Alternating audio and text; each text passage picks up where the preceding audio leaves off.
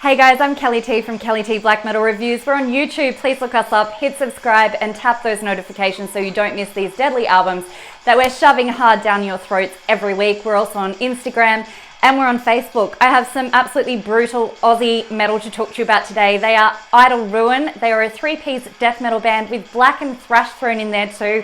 Born out of the COVID lockdown, this three-piece band hails from Brisbane here in Australia, and they have clearly made it their mission to create an EP that is hard knocks, fast-paced and angry as fuck. It is their self-titled EP release, Idle Ruin, which is set to hit us on Bandcamp on the 4th of December this year, 2020, and is now available for pre-order. Idle Ruin is an absolute cracker debut from these lads, comprising of 4 equally as punchy and hostile tracks, that's for sure.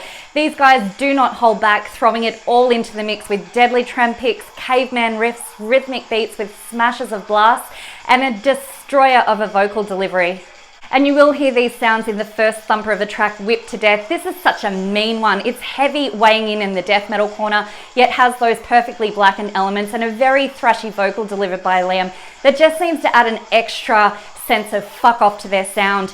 This is completely off its face with those guitar solos as well, and you will hear these manic guitar solos very well executed throughout this EP. Idle Ruin are making it so clear that they're not here to pick strawberries as they move into their second whopper of a track, Spiritual Contagion. It's impossible not to move your neck to this one. It was just so hard to sit still. Who wants to sit still through this anyway? This is no frills. This is played hard metal, and I can just see the pits firing up to this track when these boys eventually do get to play this loud and live. It is so dark and so nasty. Liam's vocals are such a force across this EP, and I'm a fussy motherfucker with thrashy vocals, I gotta tell you, but he has kept this brutal as hell, showing off those old school death metal tones at times and then mixing it up with blackened screams, and it just gives his sound so much more depth and diversity.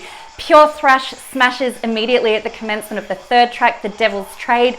Lyrically, this is so hostile, matching the angry playing perfectly. This one has to be on maximum volume, guys. And the guitar solo in this is just yes. And sadly, this EP did come to an end, but on a very good note. The final track is The Gods of Glass, and I have to say this is definitely the pick of the album for me. This throws back to that good old school death metal vibe, the blackened riffing working on top of the turned down guitars of pure hate, and the big guttural that just flies in over the top of the spiteful screams was just a total panty dropper for me.